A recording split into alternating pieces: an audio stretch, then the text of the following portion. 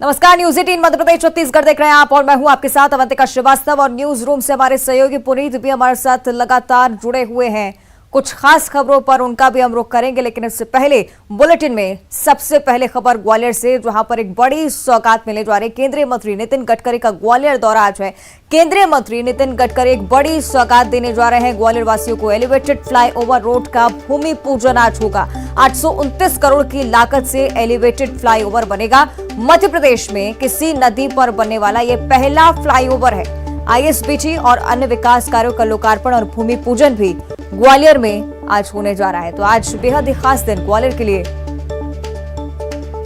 सौगातों से भरा ये दिन ग्वालियर के लिए होगा। केंद्रीय मंत्री नितिन गडकरी ग्वालियर पहुंचेंगे। इससे कुछ देर बाद कार्यक्रम होगा और इस दौरान एलिवेटेड फ्लाईओवर का भूमि पूजन होगा। कई सारे विकास कार्य की सौगात 829 करोड़ की लागत से बनेगा एलिवेटेड फ्लाईओवर। इसकी सौगात ग्वालियर को केंद्रीय मंत्री नितिन गडकरी देंगे। आईएसबीटी और कई सारे विकास कार्य जिनका लोकार्पण और भूमि पूजन केंद्रीय मंत्री नितिन गडकरी के हाथों होना है। तो केंद्रीय मंत्री नितिन गडकरी ग्वालियर के दौरे पर एक बड़ी सौगात एलिवेटेड फ्लाईओवर की, किसी नदी पर बनने वाला पहला एलिवेटेड फ्लाईओवर होगा। इसका भूमि पूजन आज केंद्रीय मंत्री नितिन गडकरी करेंगे। तो बताया जा रहा है कि 829 करोड़ की लागत से इस एलिवेटेड फ्लाईओवर को बनाया जाएगा।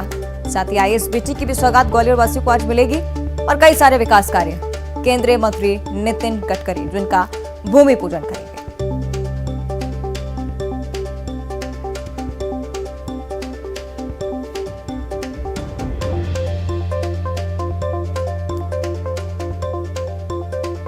चलिए, इस पर ज्यादा जानकारी हम लेंगे। सुशील कौशिक हमारे साथ जुड़ रहे हैं। सुशील, एक बड़ी सौगात ग्वालियर वासियों को नितिन गडकरी आज देने वाले, क्या कुछ जानकारी? बिल्कुल, देखिए, केंद्रीय मंत्री नितिन गडकरी आज मध्य प्रदेश के ग्वालियर शहर को बड़ी सौगात देने जा रहे हैं। थोड़ी देर के बाद केंद्रीय मंत्री नितिन गडकरी ग्वालियर पहुंचेंगे। यहाँ से वो पीताम्बरा पीठ दर्शन करने के लिए जाएंगे। उसके बाद शाम करीब 4:30 बजे के लगभग ग्वालियर में एलिवेटेड फ्लाईओवर रोड का जो भूमि पूजन है वो होगा। ये भूमि पूजन कार्यक्रम है। हजारों की तादाद में लोग यहाँ जुट चुके हैं। आपको बता दें कि ग्वालियर की स्वर्ण रेखा जो नदी है, उस नदी के ऊपर लगभग 15 किलोमीटर लंबा एलिवेटेड फ्लाईओवर रोड बनाया जाएगा। करीब 829 करोड़ फ्लाईओवर एलिवेटेड रोड के पहले चरण का लगभग 6 किलोमीटर का भूमि पूजन आज होगा और करीब 447 करोड़ की लागत से पहला बनकर होगा। तो निश्चित तौर पर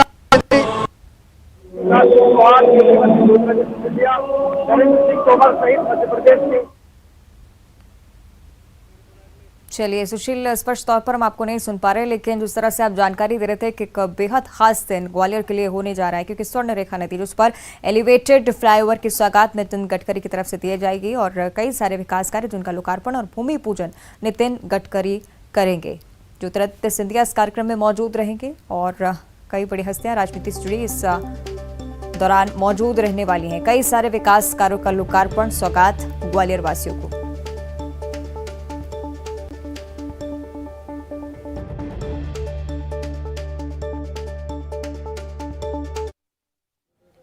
और चलिए बढ़ते हैं आगे और बात कर लेते हैं अब विधानसभा के मॉनसून सत्र की। विधानसभा का मॉनसून सत्र यूं तो 5 दिन के लिए था, लेकिन 2.5 दिन में ही मॉनसून सत्र समाप्त हो गया। अनिश्चित काल के लिए विधानसभा की कार्यवाही स्थगित कर दी गई।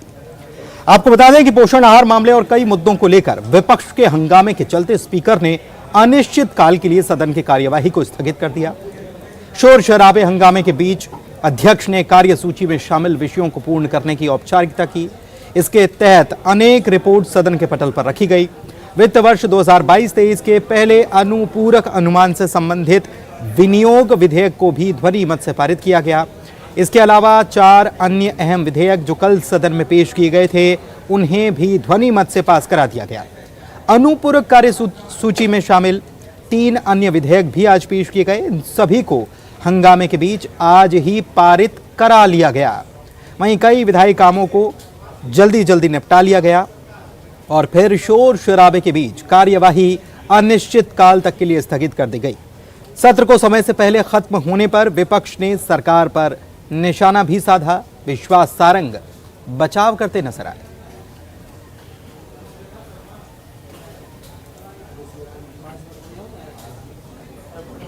सत्ता पक्ष के साथियों से हल्ला गुल्ला कराकर बात समाप्त कर देते, सुनना नहीं चाहते। यही मैं वर्षों से ये मामला देख रहा हूँ। जिन प्रश्नों में विधानसभा में प्रश्न उठते हैं, सरकार के घोटाले उजागर होना चाहिए, उनका जवाब नहीं देते। जानकारी एकत्रित की जा रही है, ये क्या प्रजातंत्र है? मध्य प्रदेश की विधानसभा का अवमूलन मध्य प्रदेश की सरकार के मुखिया शिवराज सिंह के द्वारा किया गया है। लोकतांत्रिक अधिकारों का भी हनन सरकार के द्वारा किया जा रहा है। हम लगातार देख रहे हैं, चाहे लोकसभा का मामला हो या विधानसभा का, हर जगह अपनी हठधर्मिता के कारण सदन की कार्यवाही को अवरुद्ध करते हैं। देखिए, सदन चलाने का दायित्व प्रजातंत्र में सत्ता पक्ष के साथ साथ विपक्ष को रहता है। विपक्ष अपनी ईमानदारी से अपना फर्ज निभाए। हमारे मुख्यमंत्री जी ने हमारी सरकार कभी भी सदन को चलाने के लिए हमेशा सहयोग किया। हम चर्चा के लिए हमेशा तैयार हैं। और वहीं है, इससे पहले आज विधानसभा में कुर्ता फाड़ पॉलिटिक्स भी देखने को मिली। विधायक कांग्रेस के जो हैं पाचीलाल मेढ़ा, उन्होंने बीजेपी पर आरोप लगाया कि उन पर हमला किया गया और उनके कपड़े फाड़ दिए गए। आपको बता दें, इस पर बीजेपी विधायक उमाकांत शर्मा जवाब दे रहे हैं और कह रहे हैं कि खुद कांग्रेस विधायक और पाचीलाल मेढ़ा ने अपना कुर्ता फाड़ा। दोनों विधायकों ने एक दूसरे को जान से खतरा बताया है। पाचीलाल जी बताइए, आपका कुर्ता कैसे फटा? मेरा कुर्ता इन लोगों की वजह से फटा है। इन लोगों ने मेरी हालत खराब कर दी, मेरे क्षेत्र के आदिवासियों की हालत खराब कर दी। उमाकांत जी कह रहे हैं कि उनको खतरा है। उमाकांत एक ढोंगी बाबा है और ढोंगी बाबा का ढोंग हम समझ चुके हैं। और उसके बाद में ये सब हम शिवराज के ढोंगी बाबाओं को समझ चुके हैं। इनके ढोंगी मंत्री 3 दिन तक डैम पे बने रहे, 3 दिन तक, और तीनों मंत्री ने एक आदिवासी की बात नहीं सुनी। अगर इस प्रकार से हम आदिवासी आखिर में क्या बात रखना चाह रहे हैं? हम ये 304 करोड़ का जो कारम डैम घोटाला हुआ वो मेरे क्षेत्र का था। आदिवासियों का पुनर्वास नहीं हुआ, उनकी जमीनें खोद दी और जमीन खोदने के बाद में खेत नहीं मिले, उनको मुआवजा नहीं दिया गया। जी कह रहे हैं कुर्ता आपने खुद फाड़ा है। उनको मेरे क्षेत्र में जाके देखे कि आदिवासियों की हालत क्या हो रही है। जंगलों में जानवर काट रहे हैं, मर रहे लोग, और उनको रहने की व्यवस्था नहीं। हमारे किसान भाइयों को क्या कुर्ते के पीछे पड़े? विधानसभा की कार्रवाई आज की देख ली जाए।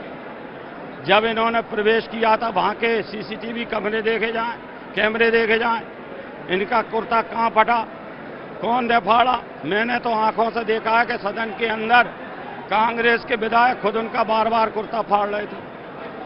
अन्य लोगों ने भी देखा होगा। मैंने तो अब सर से कफन बांध लिया है। मुझे जान से मारने की धमकी दी जा रही है। नेता गोविंद सिंह जी कांग्रेस के सदन के, चूंकि बस भावी मुख्यमंत्री बनना चाहते हैं, तो वह मेरी आवाज दबाकर, भारतीय जनता पार्टी के विधायकों को दबाकर पूर्व मुख्यमंत्री कमलनाथ जी और गोविंद सिंह जी विधायकों के माध्यम से कोई षड्यंत्र कर रहे हैं। और कांग्रेस विधायक पाचीलाल मेढ़ा के आरोपों को विधानसभा अध्यक्ष ने खारिज कर दिया है। उनकी तरफ से कहा गया कि पाचीलाल मेढ़ा से सदन में कोई दुर्व्यवहार नहीं हुआ है। पाचीलाल मेढ़ा ने खुद अपना कुर्ता फाड़ा। सीसीटीवी चेक कराया गया है, कोई मारपीट उनके साथ नहीं हुई है और सुरक्षा को लेकर 2 विधायकों का पत्र मिला है। सदन के अंदर की सुरक्षा की जिम्मेदारी मेरी है। तो विधानसभा अध्यक्ष की तरफ से सब कहा गया। एक तरफ पाचीलाल मेढ़ा का आरोप और दूसरी तरफ इनका बयान।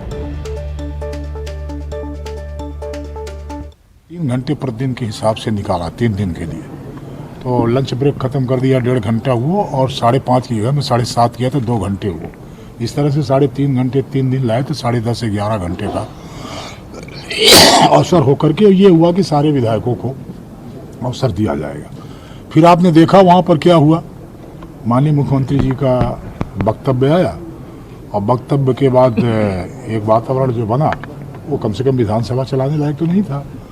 और फिर उसके साथ साथ एक दूसरा प्रकरण आ गया, वो किसी विधायक को ये आवेदन आया कि उनको रोका गया, जबकि मैंने उसकी जांच कराई तो जांच में ये पाया गया, जो वहाँ तो सीसीटीवी लगे हैं, कोई अपने से कहने के मौखिक साक्ष्य की आवश्यकता नहीं, प्रत्यक्ष है वो आपके टीवी से आता है।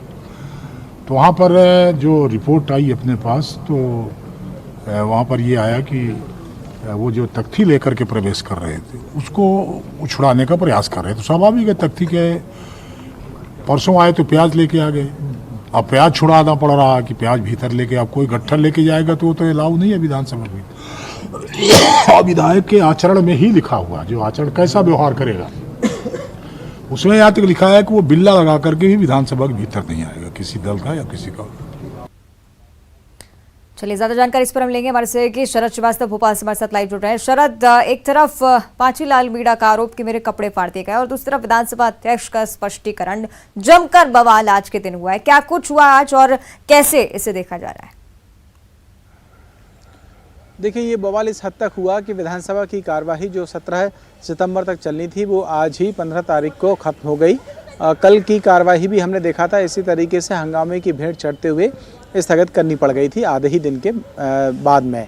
तो एक बात तो स्पष्ट हो गई कि जो सत्ता पक्ष और विपक्ष हैं वो बजाय जनता से जुड़े हुए मुद्दों पर सार्थक चर्चा करने के हंगामे में ज़्यादा विश्वास करते हैं, और यही वजह रही कि बजाय चर्चा होने के सिर्फ और सिर्फ सदन में हंगामा हुआ, और हंगामा इस हद तक हुआ कि विधायकों ने एक दूसरे से जान के खतरे तक बता दिए। यहाँ तक कि पांचीलाल मीणा जो कांग्रेस के विधायक हैं उनका कुर्ता भी फट गया। उनका कहना ये था कि ये कुर्ता बीजेपी के विधायकों की वजह से फटा, जिस पर उन्होंने आरोप लगाया मकान पर शर्मा पर। उन्होंने ये पलट के आरोप लगा दिए कि दरअसल कुर्ता उन्होंने खुद ही फाड़ लिया था और उन्हें जान से मारने की धमकियां मिल रही हैं।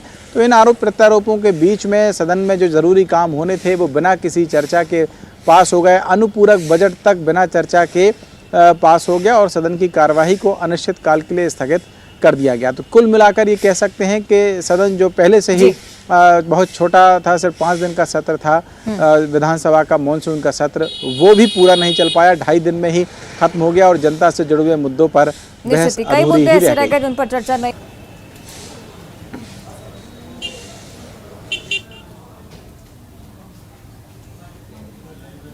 और चलिए बढ़ते हैं आगे, बात अगली खबर की करते हैं। 17 सितंबर यानी कि महज एक दिन बाद 17 सितंबर को चीते लाए जाएंगे, कुनों में शिफ्ट किए जाएंगे और इसके गवाह बनेंगे खुद प्रधानमंत्री नरेंद्र मोदी। जी हां, कुनों में इन चीतों को शिफ्ट करने के लिए अभी से तैयारियां शुरू हो चुकी हैं।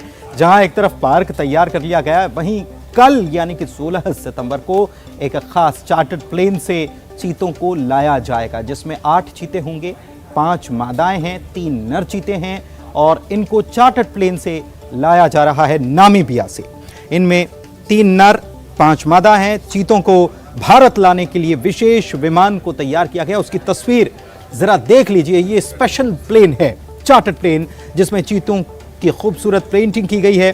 प्लेन नामीबिया से जयपुर पहले पहुंचेगा। इसमें करीब 11 घंटे का वक्त लगेगा और फिर जयपुर से चार्टर्ड हेलीकॉप्टर के जरिए श्योपुर के कुनू नेशनल पार्क इन्हें लाया जाएगा।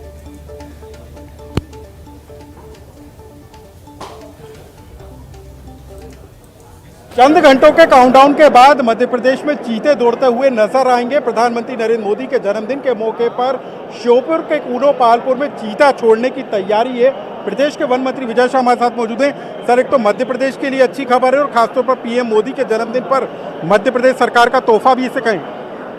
हिंदुस्तान के और दुनिया के इतिहास में दूसरे महाद्वीप से ऐसे जानवर लाकर किसी दूसरे महाद्वीप में बसाना, ये आश्चर्यपूर्ण घटना है। ये आज तक नहीं हुआ और जो आज तक नहीं हुआ वो प्रधानमंत्री के जन्मदिन पर हिंदुस्तान की सरकार कर रही है। हम इसलिए सौभाग्यशाली हैं कि मध्य प्रदेश को चीते मिल रहे हैं। प्रधानमंत्री अपने हाथ से आकर जन्मदिन पर चीते सौंप रहे हैं। उसको हम ब्रीडिंग सेंटर बनाने के लिए भारत सरकार को प्रस्ताव भेज दिए हैं ऑलरेडी, और हमें उम्मीद है कि चीतों की ब्रीडिंग के लिए वो मंजूर हो जाएगा। वहाँ पर हम कर्नाटक, महाराष्ट्र, आंध्रा और मध्य प्रदेश के गांधी सागर और ऐसे जगह पे भी हम उसको आगे ले जाएंगे। तो प्रदेश सरकार की बड़ी तैयारी है। एक प्रस्ताव राज्य सरकार की तरफ से केंद्र को भेजा गया है और कहा गया है कि उसको ब्रीडिंग सेंटर बनाए जाने की मंजूरी दी जाए, ताकि यहाँ पर चीतों की संख्या बढ़ाकर उनको अलग अलग राज्यों में और मध्य प्रदेश के भी अलग अलग हिस्सों में बसाया जा सके। कैमरा पर्सन खिलान के साथ अनुराग श्रीवास्तव, न्यूज़ 18 भोपाल। और चीतों के मध्य प्रदेश आने से सीएम शिवराज सिंह चौहान भी बहुत उत्साहित हैं। सीएम ने भी अपने ट्विटर हैंडल की प्रोफाइल फोटो चेंज कर ली है। चीतों के फोटो के साथ कमिंग सून लिखकर प्रोफाइल बनाया है। 17 सितंबर को श्योपुर के कूनो में नामीबिया से जो चीते आ रहे हैं उसको लेकर एक खास कार्यक्रम का आयोजन, और उस बीच सीएम शिवराज सिंह चौहान कितने उत्साहित है तस्वीरों में देखिए। ये सीएम शिवराज सिंह चौहान का ट्विटर हैंडल, चीतों की फोटो लगाई, साथ ही लिखा है कमिंग सून।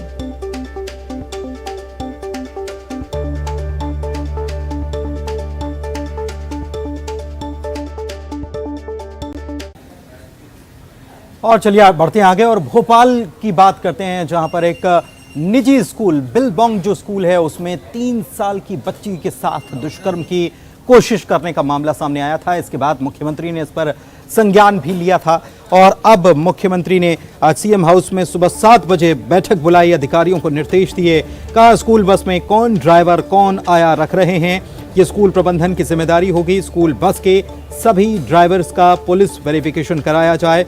सीएम शिवराज ने इस मामले की जांच के लिए एसआईटी गठित करने के निर्देश दिए हैं। इसके बाद एसीपी श्रुत कीर्ति सोमवंशी के नेतृत्व में एसआईटी बना दी गई है।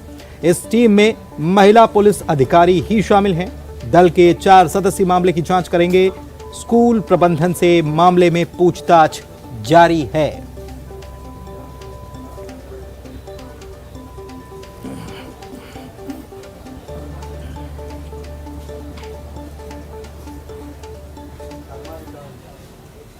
और आज विधानसभा की जब कार्यवाही चल रही थी तो शून्यकाल में इस मुद्दे को उठाया कांग्रेस विधायक पीसी शर्मा ने और कहा कि पूरे मामले की उच्च स्तरीय जांच होनी चाहिए।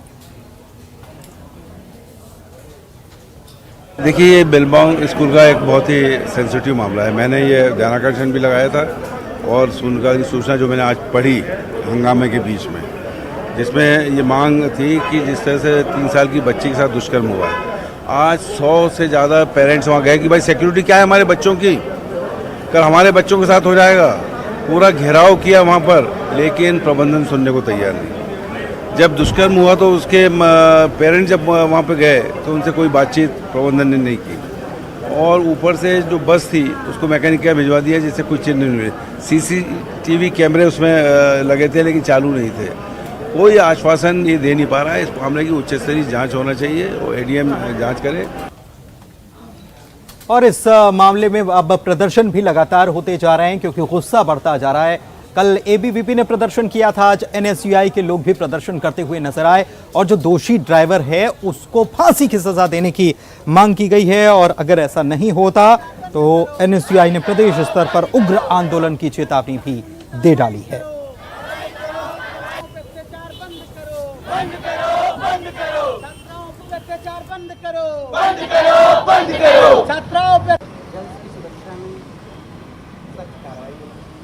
बंद करो, लड़कियों पे अत्याचार बंद करो,